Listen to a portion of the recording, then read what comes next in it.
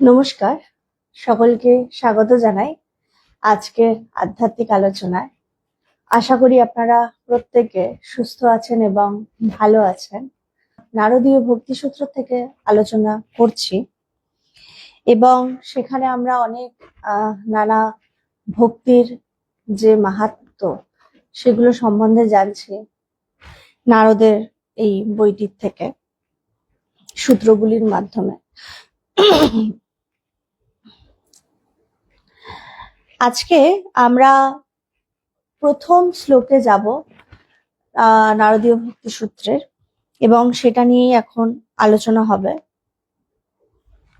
আজকে। আগের সপ্তাহে আমরা আলোচনা করেছিলাম এবং সেখানে আমরা পেয়েছিলাম, যেখানে বলা হচ্ছে যে আমরা নারদ যে অংশটির থেকে পাঠ করেছিলাম এবং সেখানে আমরা জেনেছিলাম এবং শুনেছিলাম যে সেখানে বলা হচ্ছে যে মনুষ্য চক্ষু দিয়ে তুমি আমার এই বিশ্বরূপ দেখতে পাবে না, তাই আমি তোমাকে দিব্য চক্ষু দিচ্ছি। এবং এর মাধ্যমে আমরা এটা জেনেছিলাম যে ঈশ্বরকে দর্শন করা যায় এবং উপলব্ধি করা যায়, কিন্তু তার জন্য চাই গুরুর প্রতি সেই শ্রদ্ধা, ভালোবাসা এবং অন্তরের দৃষ্টি দিয়েই একমাত্র তাকে দর্শন করা সম্ভব, অন্তর্দৃষ্টি দিয়ে বা সেই দিব্য চক্ষু দিয়ে। এবং সেটা পাবো কিভাবে? না, সাধনার মাধ্যমে। পরবর্তী অংশে যাওয়ার আগে সর্বপ্রথমে আমি আমার গুরু, ইন্টারন্যাশনাল বেদান্ত সোসাইটির প্রতিষ্ঠাতা প্রাণপুরুষ উপাস্য শ্রী শ্রী ভগবানের চরণে জানাই শতকোটি প্রণাম। প্রথম পরিচ্ছেদ, পরাভক্তির সংজ্ঞা। প্রথম শ্লোকে কি বলা হচ্ছে? প্রথম শ্লোক বা সূত্র, প্রথমে বলা হচ্ছে অথাত ভক্তিম ব্যাখ্যা সামাহা, অর্থাৎ বলছে এখন আমরা ভক্তি বা ঈশ্বরীয় প্রেমের ব্যাখ্যা করিব। বলছে এখন আমরা, আথা মানে এখন। এই শব্দ ব্যবহার করার অর্থ এই যে যারা শিক্ষার্থী তারা ইতপূর্বে কিছু আধ্যাত্মিক শিক্ষা লাভ করেছে এবং ঈশ্বরীয় প্রেমের প্রকৃতি বুঝতে তারা সক্ষম। সাধকের প্রধান গুণ এই হওয়া চাই যে তিনি আধ্যাত্মিক উন্নতিকামী, অর্থাৎ ওই বিষয় সম্বন্ধে জ্ঞান লাভ করতে তিনি ইচ্ছুক হবেন। যার ভগবানকে উপলব্ধি করার আগ্রহ নেই তাকে শতবার বক্তৃতা শোনালেও কোনো কাজ হবে না। বলছে যার ঈশ্বরকে জানার বা বোঝার, উপলব্ধি করার যার ভেতরে বাসনা নেই, তাকে তুমি যত বক্তৃতাই তুমি শোনাও না কেন, যত আধ্যাত্মিক প্রসঙ্গ শোনাও না কেন, যতই তাকে পুজো করতে বলে, তার দ্বারা এগুলো কিচ্ছু হবে না। কিন্তু বলছে যদি তোমার মধ্যে সেই রকম উন্নত চিন্তা থাকে এবং আধ্যাত্মিক সেই জায়গায় পৌঁছানোর ইচ্ছা থাকে, তাহলে কিন্তু তুমি সেটা সম্ভব। শ্রী রামকৃষ্ণদেব বলতেন পাথরের দেয়ালে কি পেরেক মারা যায়? ঠাকুর বলছেন কি যে পাথরের দেয়ালে, বলছে তুমি এই শরীর আমরা ধারণ করে এসেছি এবং এই মনুষ্য জন্ম বলা হচ্ছে দুর্লভ, কিন্তু আমি যদি একটা দেয়াল তুলে রাখি মনে এবং আমি যদি ভাবি না ধর ঈশ্বর ঈশ্বর করে কি হবে, কি এমন লাভ হবে, উনি কি আমার সমস্ত কিছু করে দেবে, আমাকে তো সেই রোজ খাটাখাটনি সবকিছু করতে হচ্ছে, ঈশ্বর ঈশ্বর করে কি লাভ হবে, এই রকম টাইপের যারা আমরা কথাবার্তা বলি, তো বলছে সেক্ষেত্রে কি বলছে ওইসব পাথরের দেয়াল হলে তুমি কিছুই কোনোদিন বুঝতে পারবে না। পেরেকের মাথা ভেঙে যাবে তো দেয়ালের কিছু হবে না। হাজার লেকচার দাও, বিষয়ী লোকের কিছুই করতে পারবে না। বলছে যে বিষয়ী, যে ভীষণ ভাবে বিষয় ছাড়া আর কিছু বোঝে না, তার তুমি কিছুই করতে পারবে না, সে যতই সৎসঙ্গ তাকে শোনাও না কেন। ঈশ্বরের অভাব সকলে অনুভব করে না। এমন অনেক লোক আছে যারা মন ও ইন্দ্রিয়ের গোচর এই সংসারে যা পাওয়া যায় তাতেই সন্তুষ্ট থাকে, কিন্তু এমন এক সময় আসে যখন উন্নতি ও ক্রমবিকাশের প্রক্রিয়ার মাধ্যমে এবং জীবনে নৈরাশ্য অনুভব করে লোকে ভগবানের প্রয়োজনীয়তা উপলব্ধি করে। বলছে ঈশ্বরের অভাব সকলে কিন্তু অনুভব করে না। বেশিরভাগ মানুষ বেশিরভাগ না, তাও বলা যেতে পারে খুব অল্প সংখ্যক মানুষ তো প্রথমের থেকেই তারা ঈশ্বরে বিশ্বাসী হয়। আর কিছু সংখ্যক মানুষ যখন তারা জীবনে সমস্যার মধ্যে পড়ে, যখন দেখে যে সব রাস্তাই বন্ধ, তখন তারা ঈশ্বরে বিশ্বাস করে। আর কিছু সংখ্যক মানুষ তো যাই হয়ে যাক ঈশ্বর টিশ্বর তারা মানে না। ভগবদ গীতায় শ্রীকৃষ্ণ ঈশ্বরের উপাসকগণকে 4টি শ্রেণীতে ভাগ করেছেন। এক শ্রেণীর উপাসক দুর্দশাগ্রস্ত এবং সংসার যাত্রায় ক্লান্ত।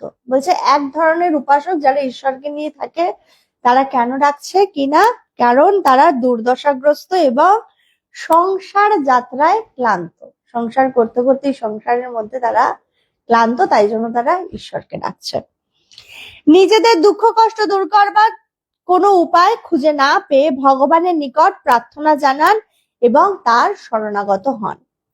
আর এক শ্রেণীর উপাসক আছেন যাদের বাসনা পূর্ণ হয়নি, বাসনা পূরণের আর কোনো উপায় না দেখে তারা ভগবানের পূজা করেন ও তার শরণাগত হন। বলছে আর এক শ্রেণীর উপাসক কেমন, এই যে আমরা অনেকেই করে না মানত ঠানত, এবং অনেকেই করে না যে যজ্ঞ করলাম বা পুজো করলাম, কি কারণে করছি? ঈশ্বরকে পাওয়ার জন্য না, ঈশ্বরের জন্য না, করলাম এই কারণে যে আমার এই ইচ্ছাটা যাতে পূর্ণ হয়ে যায়। তো বলছে আর এক ধরনের উপাসক কিন্তু এরকমও আছে। আমি অনেককেই দেখেছি যারা কি না এই মানবটা, অনেকে তো গাছে ওসব সুতো ওগুলো তো বাঁধেই, তাছাড়া আমি আজকে এখানে যজ্ঞ করতে যাচ্ছি, যজ্ঞ করছি কারণ বাড়িতে আমার এই সমস্যাগুলো যাচ্ছে, সেই সমস্যাগুলোর সমাধানের জন্য আমি আজকে যজ্ঞ পুজো এগুলো করছি। তো বেশিরভাগ মানুষ আমরা কিন্তু এইরকমও হই, কিছু ভক্তরা। এই জন্য ঈশ্বরের শরণাগত হচ্ছে কি, আমরা যখন দেখছি চারিদিকে তাকিয়ে কোনো উপায় নেই, একমাত্র ঈশ্বরই তখন সম্বল, তখন আমরা তার শরণাপন্ন হই। আরো এক শ্রেণীর উপাসক আছেন যারা জ্ঞান পিপাসু। তারা অনুসন্ধান করেন সংসারের এই বাহ্য রূপ কি সত্য, না এর বাইরে আরো কিছু আছে। বলছে আর এক শ্রেণী কি, যারা উপাসক আছেন যারা জ্ঞান পিপাসু, যাদের বিষয় জ্ঞান ঈশ্বর, এবং তারা সন্ধান করে যে ঈশ্বর আছেন এবং তাকে সংসারের যে এই যে যন্ত্রণা, এই মায়া, এই সব নিয়ে তারা চর্চা করে এবং চিন্তা ভাবনা করে এবং তারা বোঝার চেষ্টা করে যে এর পরে কি রয়েছে।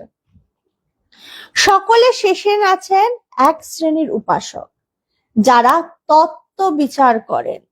তারা উপলব্ধি করেন যে ভগবানকে ভালোবাসা ছাড়া বাকি সবই অসহায়। বলছে একদম যারা শেষের মানে শ্রেণীর উপাসক, তারা কেমন হয়? বলছে তারা শুধুমাত্র তারা তত্ত্ব বিচার করেন এবং তারা উপলব্ধি করেন যে ভগবানকে ভালোবাসা ছাড়া, ঈশ্বর ছাড়া আর সমস্ত কিছু, যে বলছে না ব্রহ্ম সত্য জগৎ মিথ্যা, বলছে তারা এটা অনুভব করে এবং তারা জানে যে ঈশ্বর ছাড়া আর অন্য কোথাও কোনো কিছু নেই। এই রকম উপাসক আছে 4 রকমের, যারা ঈশ্বরকে নিয়েই থাকে। কিন্তু এই 4 জনের মধ্যে যে শেষের 2 জনেরটা আমরা যেটা শুনলাম, যে এক শ্রেণীর উপাসক কি না, তারা এই জগৎ সংসারের মধ্যে খুঁজে চলেছে যে এটা তো সত্য নয়, এর পরেও কিছু আছে, এটা নিয়ে তারা সন্ধান করছেন এবং সেটা নিয়ে তারা চর্চা করছেন এটাকে জানার জন্য।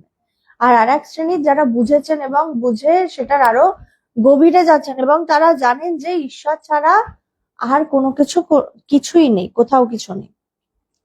অন্তরের অন্তরতম প্রদেশে তিনি উপলব্ধি করেন যে একমাত্র ভগবানই সত্য এবং তার মনে হয় যে এই জাগতিক কার্যকলাপ নীরস, প্রাণহীন ও মূল্যহীন। বলছে জাগতিক যত কার্যকলাপ আছে সমস্ত কিছু ঈশ্বরের কাছে মূল্যহীন বলে মনে হয়। শ্রীকৃষ্ণ বলছেন যে মানুষ এই 4 প্রকারের। জ্ঞানী আমাকে অত্যন্ত ভালোবাসেন, তাই আমি তাকে আত্মস্বরূপ বলে দেখি। বলছে জ্ঞানী যে সে কাকে ভালোবাসে না, ঈশ্বরকে ভালোবাসে, যে ঠিক এই ঈশ্বর চর্চা করছেন, যার ঠিক গভীরে যাওয়ার ইচ্ছা আছে এবং জ্ঞানী সেই গভীরে যাওয়ার জন্য চেষ্টা করেন। আমাতে সমাহিত চিত্ত জ্ঞানীর শেষ ও একমাত্র আশ্রয় আত্মস্বরূপ আমি। খুব সুন্দর কথা বলছেন।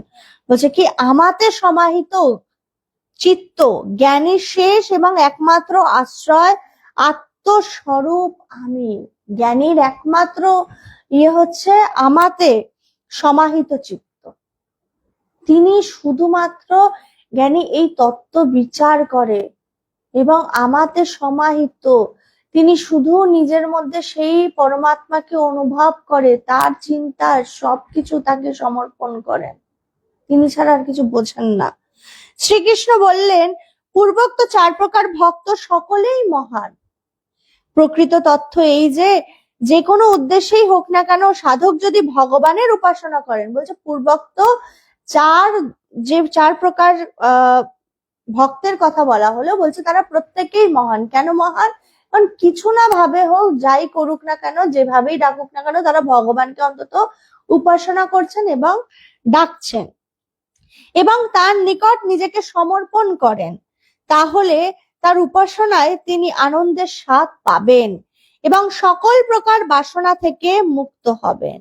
শ্রীমদ্ ভাগবতে ধ্রুবর জীবন কাহিনী বর্ণনায় এই বিষয়ের ব্যাখ্যা করা হয়েছে। ধ্রুব রাজপুত্র রূপে জন্মগ্রহণ করেন, কিন্তু ঘটনাচক্রে নিরুপায় হয়ে তাকে তার মায়ের দারিদ্র ও দুর্দশার মধ্যে বাস করতে হয়। আমরা ধ্রুবর কথা জানি যে সে রাজপুত্র ছিল, কিন্তু তাকে কেন এরকম ভাবে কষ্টের মধ্যে দিয়ে দিন যাপন করতে হয়? কারণ তার বাবা নারায়ণকে সহ্য করতে পারতো না এবং সে আবার নারায়ণ ছাড়া আর কিছু বুঝতো না।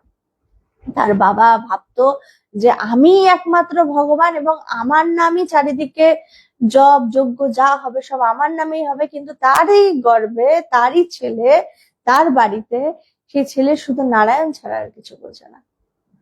আচ্ছা, যে যেভাবেই ডাকুক, শ্রীকৃষ্ণ বলছেন যে যেভাবেই ডাকুক, 4 প্রকার যে ভক্তরা আছে তারা অন্তত আমাকে তো ডাকছে, ঈশ্বরকে নিয়ে তো আছে, ঈশ্বরকে নিয়ে থাকছে এবং এই ঈশ্বরকে নিয়ে চর্চা করতে করতে, এই যে এখানে যে আমরা শুরুতেই যে সূত্রটা পড়লাম, যে কি এখন আমরা ভক্তি ব্যাখ্যা করিব, ভক্তি বা ঈশ্বরীয় প্রেমের যে পরাভক্তির কথা, আমরা যে পরাভক্তি নিয়ে চর্চা করছি এবং নারদ যে উনি যে তার সূত্রের মাধ্যমে আমাদেরকে বোঝানোর চেষ্টা করছে যে ভক্তি কিভাবে করতে হবে, যে তাকে সমস্ত কিছু সমর্পণ করতে হবে। মূল কথা এটা যে তুমি ঈশ্বরকে কিভাবে ডাকবে, তাকে ডাকার মতো ডাকতে হবে। এই রকম না যে এই মুহূর্তে ডাকছি আবার পরের মুহূর্তেই ভুলে যাচ্ছি। আমরা যারা গীতা পড়ি, গীতাতে ওখানে লেখা আছে না যে তিনি বলছেন যে নিত্য যে সবসময় আমার চিন্তা করে, আমি তার সমস্ত ভার বহন করি। তিনি কিন্তু ভার বহন করবেন বলছেন, কিন্তু শর্ত দিচ্ছেন কি না একটার, যে আমাকে নিত্য চিন্তা করবে, স্মরণ মনন করবে। তাই আমার কাজটা কি? আমার কাজটা হচ্ছে ঈশ্বরে যুক্ত থাকা, ঈশ্বর চিন্তা করা। বলছে তাতে আমার সমস্ত এই যে জাগতিক কাজকর্ম, বলছে ওগুলো এমনি হয়ে যাবে। এই যে যেটাকে আমরা আসলে জাগতিক কাজকর্ম বলে বিরাট বড় করে দেখাই, বলছে এগুলো আসলে বিরাট বড় কিছু নয়, এইগুলো হয়ে যায় যদি তুমি সময়ে সময়ে সব কাজকর্ম করো। আমরা বেশিরভাগ সবাই কিন্তু সময়ে কাজকর্ম করি না, নিজেদের শরীরের দিকে খেয়াল রাখি না। নিজেদেরকে কিন্তু শরীরের দিকে খেয়াল রাখতে হবে এবং নিজেকে ঠিক রাখতে হবে। যে শরীর যদি ঠিক না থাকে, আমরা যে বলি না যে আচ্ছা ঠিক আছে কেউ 12টার সময় 1টার সময়, মানে অনেক সকালে উঠেছে কিন্তু তাও সকালবেলায় কোনো কিছু খাওয়া দাওয়া করেনি, 12টা 1টায় গিয়ে খাচ্ছে, দুপুরের খাবার খেতে খেতে 4টে 5টা বাজাচ্ছে, রাত্রের খাবার খেতে খেতে 12টা 1টা বাজাচ্ছে। বলছে তাহলে এই শরীর দিয়ে কি করে ঈশ্বর চিন্তা হবে? কারণ শরীরটাই তো সুস্থ নেই, শরীরটাই তো ঠিক মতো আমি চালাচ্ছি না। যে শরীর দিয়ে আমি ঈশ্বরকে উপলব্ধি করব, সেই শরীরকে আমি সারাক্ষণ সংসারের কাজকর্ম এমন ভাবে করছি, সংসারের মানুষদেরকে নিয়ে এমন ভাবে ব্যস্ত আছি যে নিজের শরীরেরই খেয়াল রাখছি না। যার জন্য কিছু বছর পরে আমার এই দেহ যখন অসুস্থ হয়ে পড়ছে, তখন কিন্তু যাদের পেছনে আমি এত বেশি দৌড়াচ্ছি, হঠাৎ করে একটা সময় পরে দেখছি তারা কিন্তু আমার জন্য অতটা ভাবছে না। একদিন দুদিন ভাবছে, 3 দিন 4 দিন ভাবছে, তারপরে কিন্তু অত বেশি আমার জন্য ভাবছে না বা অত বেশি আমার জন্য করছে না। এটাই হচ্ছে ধ্রুব সত্য। নিজের যত্ন যদি আমি নিজে না নিই, তাহলে কিন্তু আর কেউ নেবে না, আর কেউ নেবে না। তো ঈশ্বরকে ডাকতে গেলে আগে কিন্তু নিজেকে সুস্থ রাখতে হবে। আমি যদি সুস্থ না থাকি, এখন যদি আমার প্রচন্ড হাঁটুতে ব্যথা হয়, আমার যদি পায়ের উপর খুব অত্যাচার করে চলেছি, ডাক্তার যেভাবে বলছে সেইভাবেও শুনছি না, আমি ধ্যান করতে বসবো, ঠিকই আমার কিছুক্ষণ বাদে ঠিক কোমরে ব্যথা, হাঁটুতে ব্যথা এমন ভাবে শুরু হয়ে যাবে যে আমি যন্ত্রণায় আমার ধ্যান ভেঙে যাবে। বলবো যে শরীর বোধ থাকবে না, শরীর বোধ থাকে না সেটা ঠিক আছে যখন আমি ধ্যানের গভীরে যাই। ধ্যানের গভীরে যাওয়া এমন ব্যাপার যে তখন আর কোনো শরীর বোধ থাকে না, কিচ্ছু হয় না। তখন খাওয়া দাওয়া, আমরা অনেক যোগী পুরুষদের দেখি না যে কত দিনের পর দিন তপস্যা করছে, তাদের খেতেও লাগছে না, তাদের কিছুই করতে লাগছে না, তাদের ওই চাহিদাটাই উৎপন্ন হচ্ছে না। কেন? তারা ভেতর থেকে সেই রসটাকে গ্রহণ করছে, যেটা বাইরের কোনো কিছু খাওয়ার মাধ্যমে বা কিছুর মাধ্যমে সেই আনন্দটা বা সেই রসটা তারা পাচ্ছে না। তারা মনটাকে সেই জায়গায় নিয়ে গেছে। বলছে ওই জায়গায় মনটা নিয়ে যাওয়া কিন্তু খুব কঠিন। ওটার জন্য একটা সাধন ভোজন অল্প অল্প করে তপস্যা করতে করতে মন ওই জায়গায় ওঠে, মন ওই জায়গায় তারপরে ধীরে ধীরে ওঠে। একদিনে ওঠে না, একদিনে ওই জায়গায় পৌঁছানো যায় না। তাই বলছে অল্প অল্প করে সাধনা করা, অল্প অল্প করে রোজ। যদি আমি 5 মিনিটও সময় পাচ্ছি না, তাহলে 2 মিনিট অন্তত নিজেকে সময় দেওয়া। এই 2 মিনিটটাই দেখা যাবে আস্তে আস্তে 5 মিনিটে পরিণত হবে। তারপরে যেই আমি বসতে বসতে অভ্যাস শুরু হবে, 5 মিনিটটা 10 মিনিটে হবে। তাই বলছে সকালটা শুরু করো অন্যভাবে, সকালটা শুরু করো একটুখানি বসো, চোখ বন্ধ করে বসো। যদি ধ্যান করতে ইচ্ছা না করে, যদি চোখ বন্ধ করলে ঘুমিয়ে পড়ো, ইষ্ট চিন্তা করো, চোখ খুলে করো, কিন্তু তাও করো। তোমার যে ইষ্ট আছে, তোমার যে গুরু আছে, তার ফটোর দিকে তাকিয়ে থাকো এবং তাকিয়ে থেকে তার চিন্তা করো। বলছে প্রথমে এইভাবে অভ্যাসটা আনো, সকালবেলাটা এইভাবে অভ্যাস যখন করবে, শুরুটা বলছে শুরুটা যদি সুন্দর না হয়, সারাদিন কিন্তু ভালো কাটে না। তাই আধ্যাত্মিক চর্চায় আমাকে সেই জায়গায় পৌঁছাতে হবে। নারদ বলছেন, নানা মহাপুরুষরা বলছেন, অনেকে বলছেন, কিন্তু তাদের কথা শুনবার আগে, তাদের এই যে একটু আগে আমরা শুনলাম না যে কিছু কিছু মানুষের মানে এমন হয় মস্তিষ্ক বা এমন টাইপের তাদের হৃদয় হয় যে তাদেরকে যতই সৎসঙ্গ শোনাও, যতই বক্তৃতা শোনাও, ঈশ্বরীয় প্রসঙ্গ শোনাও, তাদের ভেতর কিছুতেই পরিবর্তন হয় না। যেমন ভাবে একটা পাথরে যদি পেরেক ঠোকা হয়, পেরেকটা উল্টে মানে ভেঙে যাবে, কিন্তু তাও পাথরে ভেদ করে সেই পেরেকটা ঢুকবে না। বলছে ঠিক তেমন ভাবে এবার আমাকে নিজেকে বিচার করতে হবে, আমি কোন টাইপের হব, আমি কোন জায়গায় নিজেকে নিয়ে যাব। আমার কি ঈশ্বর ছাড়া আমি কি নিজেকে সেই জায়গায় পৌঁছাতে চাই যেখানে আমি ঈশ্বরকে উপলব্ধি করতে চাই বা ঈশ্বরকে দর্শন করতে চাই, বা আমার সব সময় আমার প্রত্যেকটা চিন্তা, প্রত্যেকটা শ্বাস প্রশ্বাসে আমার শুধুমাত্র তার চিন্তার মধ্যে দিয়ে আমার নিজের মনকে আমি নিয়ে চলেছি, তার চিন্তা ছাড়া আমি আর অন্য কোনো চিন্তা করতে পারছি না। ঈশ্বরী প্রত্যেকটা প্রসঙ্গে, প্রত্যেকটা জায়গায় আমি শুধুমাত্র যেইভাবেই যাই না কেন, আমি সবসময় ঈশ্বরীয় চিন্তা করতে থাকছি, তার চিন্তায় নিজেকে ডুবিয়ে রাখছি। বলছে ওই চিন্তায় ডুবিয়ে রাখাই কিন্তু তার সাথে সঙ্গ করা। বলছে তার চিন্তা করলে কিন্তু, ঈশ্বরীয় চিন্তা যখন করবে, তখন দেখবে একটা খুব আনন্দ উৎপন্ন হয় ভেতরে ভেতরে।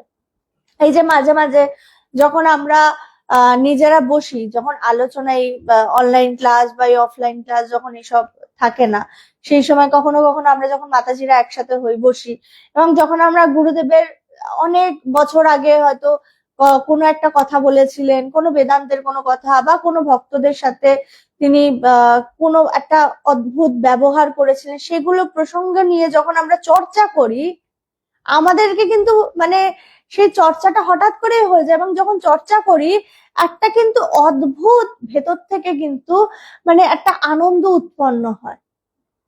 এবং তার চিন্তা যখন করি, হ্যাঁ, সেটা মানে সেই কান্নাটা কিন্তু নিজের থেকেই চলে আসে, মানে আমাদেরকে মানে এটা ভেবে কাঁদি না যে তার জন্য কাঁদছে, কিন্তু ওইটা ভেবে আসে যে আরে এত এত এত সুন্দরভাবে দিন যাপন কিভাবে করেছেন তিনি, এত সুন্দরভাবে তিনি মানুষকে নিয়ে কিভাবে বেদান্তের কথা বলে গেছেন। মানে যারা গুরুর সঙ্গে এইভাবে করেছে তারা রিলেট করতে পারবে এই ব্যাপারটা, যে গুরু এত সুন্দর হয়। আমরা তো চারিদিকে এত বই পড়ি, চারিদিকে এত মহাপুরুষের প্রসঙ্গ শুনি, কিন্তু এগুলো তো শুনেছি। আজকে আমরা শুনেছি যে ঠাকুর দৌড়াচ্ছেন স্বামীজির পেছনে একটা সন্দেশ খাওয়ানোর জন্য, কিন্তু আমরা সেটা নিজেরা যখন অনুভব হয় ভেতরে, যখন আমরা স্মৃতিচারণ করি, তখন ভাবি আরে আমাদের জন্য আমাদের গুরুদেব এত করেছে। মানে তখন একটা অন্যরকম ভেতরে আসে যে এটা বললে মনে হবে আরে মাতাজি এগুলো কি বলছে, কিন্তু এটা হয়েছে আমাদের সাথে। যে গুরু শক্তি যে কি করতে পারে, গুরু চিন্তা যে কি করতে পারে, সেটা যতক্ষণ সে অনুভব না করছে আর একজন ব্যক্তি, বা তার চিন্তায় যখন সে সেই রসটা না পাচ্ছে, সে ততক্ষণ বুঝতে পারবে না যে গুরুর ভালোবাসা, গুরু চিন্তন যেটা এমন একটা জিনিস, বলছে সেটা তুমি পৃথিবীর হিরে মুক্ত যাই পড়ে নাও, যাই পেয়ে যাও, সেটার কাছে কিন্তু কোনো অর্থই থাকে না।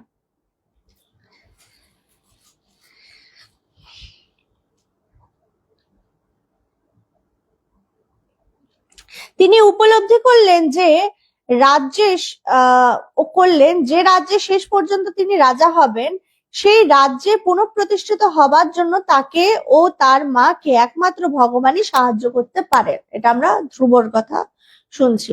সেই জন্য তিনি এক গভীর অরণ্যে প্রবেশ করলেন এবং ঐকাত্মিক আগ্রহের সহিত ব্যাকুল ভাবে ভগবানের আরাধনায় প্রবৃত্ত হলেন। ভাবুন, কে আরাধনা করছে না? ধ্রুব।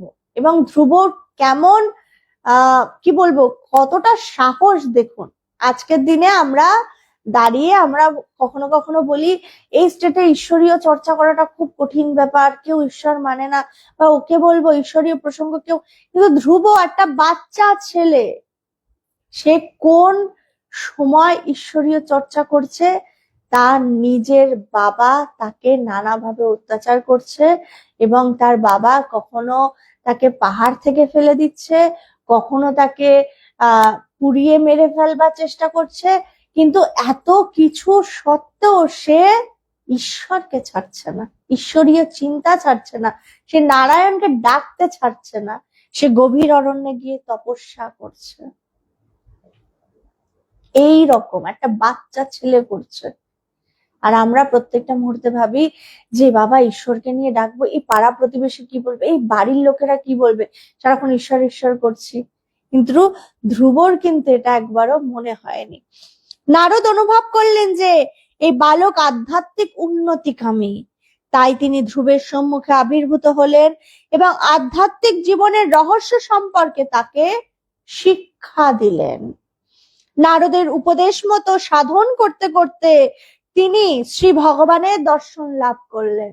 ধ্রুব শ্রী ভগবানের দর্শন লাভ করলেন, যেই ভগবানকে পাওয়ার জন্য তিনি সাধনায় রত হয়েছিলেন, এবং সাধনায় তাকে সাহায্য করছে কে? তার গুরু নারদ। এবং তিনি তার গুরুর দেখানো পথে গুরুকে স্মরণ করে আজকে চলেছিলেন বলেই তিনি শ্রী ভগবানের তিনি দর্শন লাভ করলেন। তাই বলছে গুরু তো আছে, সব বুঝলাম, গুরুকে পেয়ে গেছে, সব বুঝলাম, কিন্তু তুমি গুরুর কথা মতো শুনে চলছো কিনা এটা তোমাকে নিজেকে জিজ্ঞেস করতে হবে। তোমার যদি এখনো ভেতরে খুঁতখুঁত রয়েছে, এখনো যদি মনে হচ্ছে সংশয় যায়নি, তাহলে বুঝতে হবে যে তুমি এখনো গুরুর চিন্তা বা গুরুর কথা মতো ঠিক মতো মানছো না, ঠিক মতো চলছো না, তাই জন্যই তুমি এখনো সমস্যায় পড়ছো, আর এখনো তোমার ভেতরটা সুন্দর হচ্ছে না। কাহিনীতে বর্ণিত আছে যে ধ্রুবের ইষ্টমূর্তিতে তার সম্মুখে আবির্ভূত হয়ে ভগবান তাকে বললেন, তোমার বাবা তোমাকে ও তোমার মাকে ফিরে পেতে চান, তিনি তোমাকে রাজ মুকুট দেবেন। দেখো ধ্রুবকে কি বলছেন, যে তার মনে হয়েছে তিনি যখন ইষ্টমূর্তিতে তার শ্রী ভগবানকে দর্শন করছেন, সেখানে ভগবান তাকে বলছেন যে তোমার বাবা তোমাকে এবং তোমার মাকে ফিরে পেতে চান, কারণ তারা অরণ্যে চলে গেছেন এবং তাদের ভীষণ কষ্টে দিন যাপন হচ্ছেন। সেখানে তিনি ধ্রুবকে বলছেন তোমাকে রাজ্যে ফিরতে হবে এবং তোমার বাবা তোমাকে রাজমুকুট পরাতে চান। কিন্তু ধ্রুব বললেন, তোমাকে যখন পেয়েছি তখন আর রাজত্বের প্রয়োজন কি? এটাই হচ্ছে ঠিক ঠিক ভক্তের কথা, যে তোমাকেই তো পেয়ে গেছি, ঈশ্বরকে, যাকে যাকে পাওয়ার জন্য এত কষ্ট, যার চিন্তা করবার জন্য এত সমস্যায় দিয়ে গেছি, তাকে পেয়ে গেছি, আর আমার রাজত্ব নিয়ে আমি কি করব? শ্রী ভগবান বললেন, তোমার রাজা হবার বাসনা ছিল, তোমাকে রাজা হতে হবে, আমি তোমাকে রাজা হবার বর দিচ্ছি। বলছে বাসনা, তার যে একদম শুরুতে বাসনা ছিল, ভেতরে বাসনা উৎপন্ন হয়েছিল, যে তাই জন্য বলছে কামনা বাসনা যা ভেতরে উৎপন্ন করবে খুব বুঝে শুনে সাবধানে উৎপন্ন করবে। যে সেটা যে কি করতে পারে, তোমাকে কোন সমস্যায় নিয়ে যেতে পারে, আমরা কিন্তু কেউ জানি না। তাই কিচ্ছু চেয়েও না, কোনো কামনা রেখো না, কোনো বাসনা রেখো না, শুধু স্রোতে নিজেকে গা ভাসিয়ে দাও, সংসারে যতটুকু করতে লাগে করো, এর বেশি না। অবশেষে ধ্রুব সম্পূর্ণভাবে ভগবানের শরণাগত হয়েছিলেন। ভগবত প্রেমের পথ অনুসরণ করবার জন্য একটি মাত্র গুণের প্রয়োজন, তা হলো ভগবানের অভাব অনুভব করা এবং তার শরণাগত হতে চাওয়া। কি সুন্দর কথা! বলছে কি, ভগবত প্রেমের পথ অনুসরণ করবার জন্য একটি মাত্র গুণের প্রয়োজন। কোন গুণের কথা বলা হচ্ছে? বলছে তা ভগবানের অভাব অনুভব করা, ঈশ্বরের অভাব। যেমন বাড়িতে ছোট বাচ্চারা যখন মা থাকে না, একটা অভাব অনুভব করে, একটা কষ্ট অনুভব করে না, অনেকক্ষণ যদি মাকে না দেখে, মা বাবাকে যদি না দেখে, ভেতর থেকে একটা কান্না পেতে থাকে, আমার মা গেল কোথায়, বাবা গেল কোথায়। তুমি বাচ্চাদেরকে দেখবে, খুব খেলাধুলো নিয়ে অন্যের কাছে রয়েছে, কিছুক্ষণ আছে, অনেকে তো কিছুক্ষণও থাকে না, কিছুক্ষণ পরেই তার মাকে চাই। কেন? অভাব অনুভব হয়েছে। বলছে এইরকম অভাব অনুভব হতে হবে ঈশ্বরের, বলছে, এবং তার শরণাগত হতে চাওয়া, তার শরণাগত হতে চাইতে হবে। অন্য পদগুলির সঙ্গে এখানেই তার পার্থক্য। উদাহরণস্বরূপ জ্ঞান পথ অনুসরণের কথায় বলা হয়, তিনি ব্রহ্মানুসন্ধানের যোগ্য ব্যক্তি বলে বিবেচিত হন, যার সদসৎ বিচার বুদ্ধি আছে, যার মন ভোগ সুখে বিমুখ, যিনি প্রশান্তি এবং অন্যান্য অনুরূপ গুণের অধিকারী এবং যিনি মুক্তিকামী। অপরদিকে স্বামী বিবেকানন্দের কথায়, ভক্তের পক্ষে তার কোনো আবেগ সংযত করার প্রয়োজন হয় না, প্রয়োজন শুধু সে আবেগগুলিকে তীব্রতর করা এবং সেইগুলিকে ভগবতমুখী করা। হচ্ছে খুব সুন্দরভাবে বলা হচ্ছে। বলছে জ্ঞান পথ অনুসরণ করার কথা বলা হয়, তিনি ব্রহ্মানুসন্ধানের যোগ্য ব্যক্তি বলে বিবেচিত হয়, যার সদসৎ বিচার বুদ্ধি আছে, যে বিচার করতে পারে প্রত্যেকটা মুহূর্তে, সদসৎ, কোনটা নিত্য কোনটা অনিত্য, প্রত্যেকটা মুহূর্তে চলার পথে। আবার স্বামীজি কি বলছে, যে ভক্তের পক্ষে তার কোনো আবেগ সংযত করার আবার প্রয়োজন নেই। ভক্তের, তার ভেতরের প্রয়োজন শুধু সেই আবেগগুলোকে আরো তীব্রতর করা, তোমাকে পেতে চাই, তুমি ছাড়া আমার জীবন অসম্পূর্ণ, আমার তুমি ছাড়া আমি আর কিচ্ছু বুঝি না প্রভু। সারাক্ষণ তাকে নিয়ে থাকা, তার জপ, তার ধ্যানে নিজের মনকে সবসময় ডুবিয়ে রাখা, আমি তুমি ছাড়া আর কিছু বুঝি না, আমার তোমাকে লাগবে। যেমন দেখবেন বাচ্চাদের উদাহরণটাই, যে তার একটা সময় পরে তার কিন্তু মাকে লাগবেই, সে যত বড়ই তুমি খেলনা দাও, যত যাই দাও না কেন, তার মাকে চাই চাই, কেঁদে পুরো মানে এমন কাঁদবে যে তাকে সামলানো যাবে না, একটা সময় নিজেরই কান ব্যথা করবে, এমন চিৎকার করে কাঁদবে। এই রকম তীব্রতর হতে হবে ব্যাকুলতা। বলছে তখন তিনি তোমাকে দর্শন দিতে বাধ্য হবে, মন সেগুলোকে ভগবতমুখী করা। ভগবত গীতায় শ্রীকৃষ্ণ তার শিষ্য ও সখা অর্জুনকে বললেন, অতি দুরাচার ব্যক্তিও যদি অনন্য ভক্তির সহিত আমাকে ভজনা করেন, বলছে তার সংকল্প সাধু বলে তিনিও সাধু, তিনি শীঘ্র ধার্মিক হন এবং চির শান্তি লাভ করেন। হে কুন্তীয়, নিশ্চয় জানবে আমার ভক্ত কখনো বিনষ্ট হয় না। এই যে আমরা কখনো কখনো বলি না, ও আচ্ছা সাধু হয়েছে, এতদিন এত কিছু করে, বলছে ভগবান বলছেন আমার ভক্ত বিনষ্ট হয় না যদি সবকিছু ছেড়ে সে একবার আমার শরণাগত হয়। সে যত পাপী হোক যাই হোক, সে যদি আমার চিন্তা করে, আমার স্মরণ মনন করে, যে আমার স্মরণ মনন করলে তো তার মন এমনি পাল্টে যাবে, সে তো আর ওই দিকে যাবেই না, পূর্বে কি করেছে সেদিকে আর যাবেই না, তার আজকের থেকে তার বলছে সেই ভক্তের কি, সেই ভক্ত কখনো বিনষ্ট হয় না। একদিন শ্রীরামকৃষ্ণ তার অন্তরঙ্গ ভক্তগণকে বলেন, আন্তরিকভাবে ঈশ্বরকে যে জানতে চাইবে তারই হবেই হবে। শ্রীরামকৃষ্ণ তার অন্তরঙ্গ ভক্তগণকে কি বলছেন, যে আন্তরিকভাবে ঈশ্বরকে যে জানতে চাইবে ভেতর থেকে, তার হবেই হবে। যে ওই ব্যাকুল ভাবে কাঁদতে পারবে, তার কাঁদতে হবে ঈশ্বরের জন্য।